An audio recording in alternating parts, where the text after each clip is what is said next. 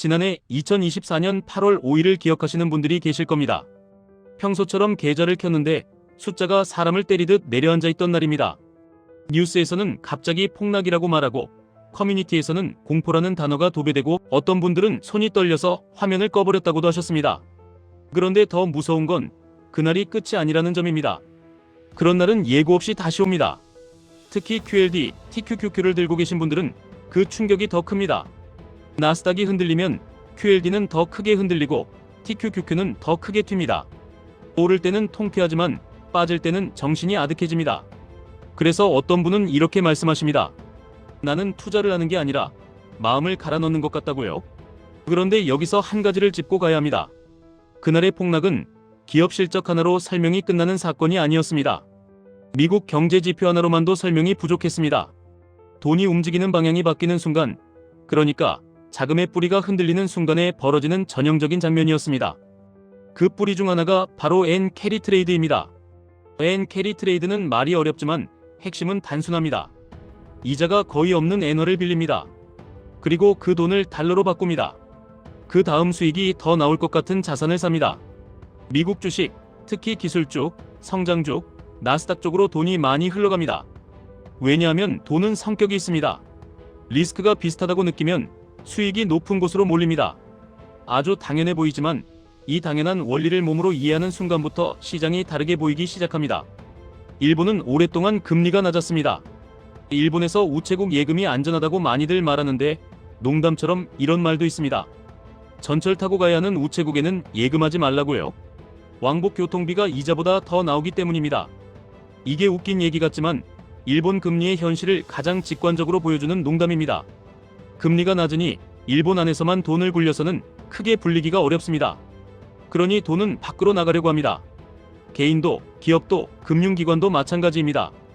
그리고 그 흐름이 커지면 시장에는 특정한 별명이 붙습니다. 일본에서는 개인 투자자, 집단을 와타나베 부인이라고 부르며 이야기해왔습니다. 아주 평범한 사람들까지도 싼 이자로 엔화를 조달해서 더 높은 수익을 찾아 나섰다는 상징입니다. 이건 특정 개인의 이야기가 아니라 구조의 이야기입니다. 나라의 금리가 낮으면 그 통화는 자금 조달의 통화가 됩니다. 조용히 하지만 거대하게 전 세계 투자판의 밑바닥을 떠받칩니다. 문제는 언제 터지느냐입니다.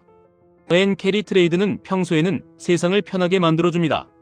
시장에 돈이 돌고 위험 자산이 올라가고 특히 나스닥 같은 곳이 힘을 받습니다. 그런데 어느 날 조건이 바뀝니다. 일본이 금리를 올릴 것 같다는 신호가 나오거나 엔화가 강세로 돌아설 것 같다는 분위기가 만들어지면 빌렸던 엔화를 갚아야 하는 사람들은 갑자기 불편해집니다. 엔화가 강해질수록 갚아야 할 부담이 커지기 때문입니다. 그러면 사람들이 동시에 움직입니다. 포지션을 줄이고 위험 자산을 팔고 현금화를 하고 다시 엔화로 돌아갑니다. 이때 시장은 한순간에 차갑게 식습니다. 이 흐름이 왜 QLD, TQQQ와 직결되느냐? 엔 캐리 자금이 흘러들어가는 대표적인 목적지가 미국의 성장 자산이기 때문입니다. 성장 자산의 대표가 나스닥이고 나스닥을 추종하는 레버리지 상품이 QLD, TQQQ입니다. 그래서 평소에 봤던 순풍이 방향만 바뀌면 역풍이 됩니다. 그리고 레버리지는 바람을 증폭시킵니다. 좋은 바람도 나쁜 바람도요. 여기서 국제 정세 이야기를 꼭 해야 합니다. 많은 분들이 국제 뉴스는 나랑 상관없다고 생각하십니다.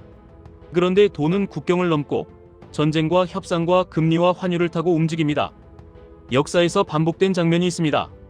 중동에서 불이 나면 에너지가 흔들리고 물가가 흔들리고 금리가 흔들립니다. 금리가 흔들리면 달러가 움직이고 달러가 움직이면 전 세계 자산의 가격이 재조정됩니다. 이건 교과서가 아니라 실전입니다. 수에즈 운하를 둘러싼 갈등이 왜 중요했는지, 중동 전쟁이 왜 중요했는지 결국 한 문장으로 압축됩니다. 에너지와 물류의 목줄이 잡히면 물가가 흔들리고 물가가 흔들리면 금리가 움직이고 금리가 움직이면 돈이 이동합니다. 특히 1970년대 오일 쇼크는 인플레이션을 밀어올렸고 미국은 금리를 높이며 물가를 잡으려 했습니다. 금리가 높아지면 돈은 그쪽으로 갑니다. 높은 이자를 주는 곳으로, 안전해 보이는 곳으로 갑니다. 그 결과 어떤 나라는 고통을 겪고 어떤 나라는 수혜를 봅니다. 이 과정에서 일본은 한때 강달러 환경에서 수출로 큰 힘을 받기도 했습니다. 그런데 미국은 무역 불균형을 압박했고 플라자, 하베 같은 사건이 등장합니다. 환율이 급격히 움직이면 기업의 경쟁력이 바뀌고 나라의 전략이 바뀝니다. 일본은 내수를 살리려 금리를 낮추고 돈을 풀고 자산 시장이 과열되고 결국 거품이 꺼지고 장기 침체가 이어졌습니다. 그 뒤로 일본은 초저금리의 나라로 굳어졌고 그 초저금리는 전 세계 금융시장에 매우 큰 의미를 갖게 됩니다. 일본이 세계의 자금 조달 창구가 된 겁니다. 그러니 캐리 트레이드는 단순히 일본 이야기로 끝나지 않습니다. 동남아 외환 위기 때도 러시아 위기 때도 그리고 2008년 금융 위기 때도 불안이 커질수록 사람들은 캐리 트레이드를 줄이며 안전 자산 쪽으로 쏠렸습니다. 위험 자산이 급락할 때, 환율이 급하게 움직일 때 그 배경에 자금의 되감기가 숨어 있는 경우가 많았습니다. 그리고 지난해 2024년 8월 5일에도 비슷한 장면이 펼쳐졌습니다. 공포 심리를 보여주는 빅스 지수가 급등했고 시장은 한꺼번에 움찔했습니다. 일본 주식도 크게 흔들렸고 엔화의 움직임과 캐리 트레이드 청산 우려가 같이 언급됐습니다. 이때 중요한 건 하루의 사건이 아니라 그 하루를 만든 구조입니다. 지금부터가 더 중요합니다. 앞으로 시장이 진짜 흔들리는 구간은 고금리에서 저금리로, 강달러에서 약달러로, 엔저에서 엔고로 전환되는 경계에서 나옵니다. 미국이 금리를 내릴 가능성이 커지고 일본이 금리를 올릴 가능성이 커지면 금리차가 줄어듭니다. 금리차가 줄어들면 캐리 트레이드의 매력도 줄어듭니다. 그 순간부터는 시장의 공기가 달라집니다. 이런 얘기를 들으면 많은 분들이 바로 묻습니다. 그래서 지금 QLD, TQQQ를 팔아야 합니까? 지금 들어가도 됩니까? 저는 이런 질문을 이해합니다. 왜냐하면 QLD, TQQQ는 마음이 급해질수록 더 위험해지는 상품이기 때문입니다. 변동성이 클수록 손익이 커지고 손익이 커질수록 판단이 흔들리고 판단이 흔들릴수록 타이밍이 어긋나기 쉽습니다. 그래서 저는 방향을 바꾸자고 말씀드립니다. 가격을 맞히는 게임이 아니라 흐름을 읽는 게임으로 바꾸자는 겁니다. 국제 정세는 뉴스가 아니라 내 계좌의 배경음입니다. 그 배경음을 들을 수 있어야 레버리지를 도구로 만들 수 있습니다. 못 들으면 레버리지는 복권이 됩니다. 여기서부터는 실전으로 말씀드리겠습니다. QLD, TQQQ를 하실 때 가장 먼저 정하셔야 하는 건 진입 가격이 아니라 생존 규칙입니다. 생존 규칙이 없으면 좋은 자산도 나쁜 결과로 끝납니다. 특히 은퇴 준비, 자녀 교육비, 생활비 같은 현실이 있는 분들은 더 그렇습니다. 돈을 버는 것도 중요하지만 돈을 지키는 게 먼저입니다. 지켜야 다시 기회가 옵니다. 첫째로 돈의 방향을 바꾸는 스위치를 보셔야 합니다. 캐리 트레이드가 흔들릴 때 자주 같이 움직이는 것들이 있습니다.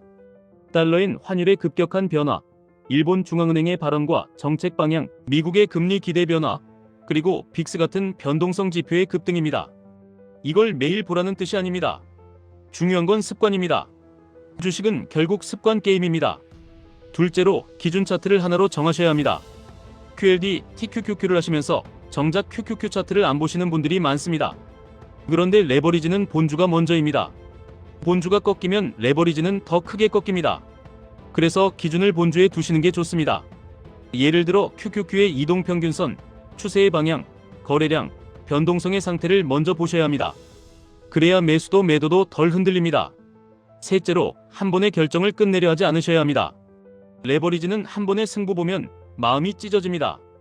매수도 나눠서 매도도 나눠서 현금도 남겨서 계획을 여러 칸으로 쪼개야 합니다. 그래야 시장이 어떤 표정을 지어도 내가 무너지는 확률이 줄어듭니다. 넷째로 레버리지 위에 레버리지를 올리지 않으셔야 합니다. 대출로 레버리지를 사고 신용으로 레버리지를 사고 그 다음 급락이 오면 그때는 투자 판단이 아니라 강제 청산의 영역으로 들어갑니다. 시장이 무서운 게 아니라 내 구조가 무서워지는 순간입니다. 다섯째로 수익이 났을 때의 행동을 미리 정하셔야 합니다. 대부분은 손실만 생각합니다. 그런데 레버리지의 진짜 함정은 수익 구간에서 나옵니다. 수익이 나면 사람은 더 세게 들어가고 싶어집니다. 그리고 그 순간이 꼭지인 경우가 많습니다. 그래서 저는 수익이 났을 때 일부를 정리해서 현금을 만들고 다시 조정 때 쓰는 구조를 좋아합니다. 이건 공격적으로 벌기 위한 방법이기도 하지만 동시에 오래 버티기 위한 방법입니다. 이쯤에서 또 질문이 나옵니다. 그래도 장기 투자면 버티면 되는 것 아닙니까? 맞습니다. 다만 레버리지의 장기 투자는 조건이 있습니다. 방향이 장기적으로 우상향이라는 믿음만으로는 부족합니다. 중간에 흔들리는 시간을 견딜 수 있는 구조가 있어야 합니다. 견딘다는 건 마음으로만 하는 게 아니라 계좌 구조로 하는 겁니다. 현금, 분할, 기준 차트, 손절이 아니라도 리스크 절단, 이런 것들이 있어야 합니다. 그리고 국제 정세는 그 구조를 조정하는 신호를 줍니다. 예를 들어 일본이 금리를 올리는 방향으로 움직이면 엔화 약세가 영원하지 않을 수 있습니다. 엔화가 강해지는 구간에서는 캐리 자금이 불편해질 수 있고 위험 자산이 먼저 흔들릴 수 있습니다. 반대로 미국이 금리를 내리는 구간에서도 항상 편한 건 아닙니다. 금리 인하는 때로는 경기 둔화의 신호와 같이 오기 때문입니다. 그래서 저는 금리 인하라는 단어 하나로 단순하게 판단하지 않으셨으면 합니다. 금리 인하가 왜 나오는지, 침체인지, 연착륙인지, 물가 때문인지 그 배경을 같이 보셔야 합니다. 여기서 센스를 하나 더 얹어보겠습니다. QLD, TQQQ를 하시는 분들 중에 국제 정세를 본다고 하면 보통 전쟁 뉴스만 떠올립니다. 그런데 더 실전적인 국제 정세는 중앙은행입니다. 미국 연준, 일본 중앙은행, 그리고 유럽까지 이들의 정책 방향이 돈의 속도를 바꿉니다. 돈의 속도가 바뀌면 가장 먼저 흔들리는 곳이 성장 자산입니다. 성장 자산이 흔들리면 레버리지는 더 크게 흔들립니다. 이 연결고리가 보이면 뉴스가 공포가 아니라 신호가 됩니다. 그리고 한 가지 더, 시장의 공포는 숫자로도 드러납니다. 빅스가 낮을 때 사람들은 세상이 안전하다고 느낍니다. 그때 레버리지는 달콤합니다. 그런데 빅스가 튀는 순간 사람들은 한꺼번에 방으로 돌아섭니다. 이때 중요한 건 빅스가 튄 후에 놀라는 게 아니라 빅스가 튈 수밖에 없는 구조를 미리 보는 겁니다. 엔 캐리 트레이드가 과도하게 쌓였고 금리차가 좁혀지는 국면이고 환율이 급하게 움직이기 시작했다. 이런 조건이 겹치면 작은 불씨가 큰 불이 됩니다. 그러면 여기서 결론이 나옵니다. QLD, TQQQ를 하시는 분들이 국제 정세를 봐야 하는 이유는 맞히기 위해서가 아닙니다. 피하기 위해서입니다. 피해야 살고 살아야 결국 먹습니다. 시장은 늘 기회를 줍니다. 다만 기회는 살아남은 사람에게만 보입니다. 이제 마지막으로 제가 이 영상에서 진짜 드리고 싶은 메시지를 정리하겠습니다. 국제 정세를 안다는 건 똑똑해 보이려고 하는 게 아닙니다. 내 돈을 지키기 위한 최소한의 안전벨트입니다. 특히 레버리지를 손에 쥐신 분이라면 더 그렇습니다. QLD, TQQQ는 좋은 도구가 될 수 있습니다. 하지만 도구는 사용법이 있어야 합니다. 사용법의 핵심은 돈의 뿌리를 보는 겁니다. 그 뿌리 중 하나가 엔 캐리 트레이드입니다. 그리고 다음 영상에서는 위기의 시간으로만 기억되는 IMF 시기를 글로벌 자금 흐름의 관점에서 다시 보겠습니다. 그때 어떤 돈이 어디서 빠져나갔는지, 어떤 나라가 왜 무너졌는지, 그리고 그 구조가 지금 우리에게 어떤 힌트를 주는지 한 번에 연결해 드리겠습니다. 국제 정세를 이해하면 뉴스가 다르게 들리고 차트가 다르게 보이고 같은 하락도 다르게 대응할 수 있습니다. 결국 그 차이가 돈을 지키고 불리는 차이가 됩니다. 참고 자료 2024년 8월 5일 변동성 급등과 엔 캐리 트레이드 언급은 BIS 불리턴과 SEC DRA 워킹 페이퍼 그리고 당시 시장 보도를 통해 확인할 수 있습니다.